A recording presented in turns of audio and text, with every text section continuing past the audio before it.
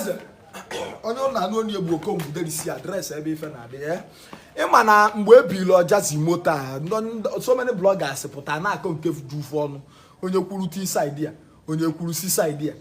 unu chezozie ebe the root of everything na-aga kịta si wee bịa anyị na-ekwu ọdịstin Ojazzy Igbo yi nwoke ka ịbụ mma agwaghị nke bụ eziokwu ifuku ife a niile kwụsị ọkụ ịnwa Ezeobi alụsi ego na Asaba Jeff Ezeobi gbaa nnọọ mbọ ma ife iyi eji wee kene ya ọ bụrụ ofu efu ikpụrụkpụ ya ọkpụ ya gị mkpo chetakwa nkwa ikwe mbọsị ebia mee ekpele na bie you guys can still remember mgbe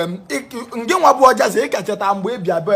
Jeff Ezeobi mgbe Ezeobi kpọrọ ka ịbịa were 500,000 onye bega ego nyesịa ịbịa ka ị nọọsị mba n'oge ebi ebe a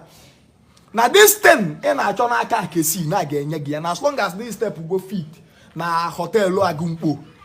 na ga-enyelele gị fọ wee sị gị sekpulu ana ka ọ kpelụ ekpele Ojazzy sekpulu ana ife niile a Ezeobi kwu n'isi ife nche niile bịa na mmezu n'ife nji achọbekwa m ikwu okwu a na ife nji wee kwubukwu ife a na nke mbụ bụ na mpụta afụ ebe a na-atị enye nwa nọ sị ya mbaba nwere ife ya mbaba be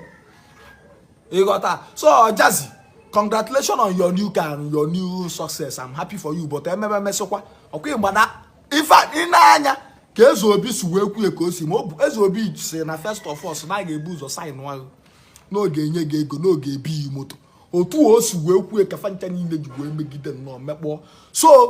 even na-achọ ịgwa bụ emekwa n'enu eme na buru ibu ekene ji ekene dama not tryile ọ tryile at least onye be ego nyesi ya onye go ngozi ọ bakwale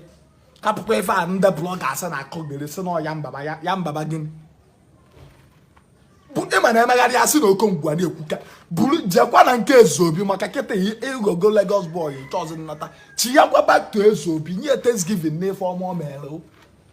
mana emegharị asị na Okongwu a na-ekwuka